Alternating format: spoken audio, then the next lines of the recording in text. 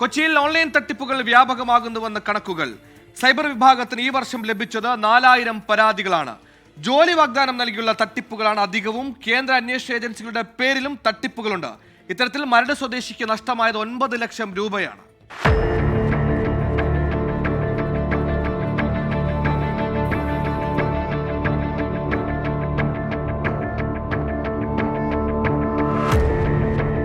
കൊച്ചിയിൽ ഓൺലൈൻ തട്ടിപ്പ് സംഘം പിടിമുറുക്കുകയാണ്. മുൻവർഷങ്ങളെക്കാൾ 40% വർധനവാണ് ഇത്തവണ കേസുകളിൽ. ജോലി വാഗ്ദാനം ചെയ്തുള്ള തട്ടിപ്പുകളാണ് അധികവും. ജോബ് ടാസ്ക് എന്ന ഗ്രൂപ്പിലൂടെ ലക്ഷങ്ങൾ നഷ്ടമായവരുണ്ട് കൊച്ചിയിൽ. ജോലി ആവശ്യമുള്ളവർക്കായി ചില ടാസ്കുകൾ ആദ്യം നൽകും.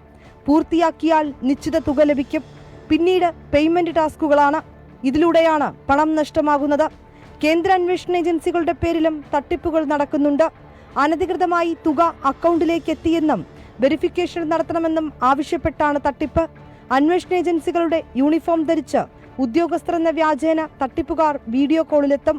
വീട്ടിൽ അറസ്റ്റിലാണെന്നും അക്കൗണ്ട് വിവരങ്ങൾ നൽകണമെന്നും ആവശ്യപ്പെടും. മരട് സ്വദേശിക്ക് ഇങ്ങനെ നഷ്ടമായത് 9 ലക്ഷം രൂപ. വിപണന, വിവാഹ ഓൺലൈൻ സൈറ്റുകളുടെ പേരിലും തട്ടിപ്പ് നടക്കുന്നുണ്ട്. ഡൽഹി, ഹരിയാന, ഉത്തർപ്രദേശ് എന്നിവിടങ്ങളിൽ നിന്നുള്ള സംഘങ്ങളാണ് ഈ തട്ടിപ്പുകൾക്ക് പിന്നിൽ. സ്വയം ജാഗ്രത പുലർത്തുകയല്ലാതെ ഈ ഓൺലൈൻ കെണിയിൽ നിന്ന് രക്ഷ നേടാൻ മറ്റു വഴികളില്ല. വിനീത VG, 24, കൊച്ചി.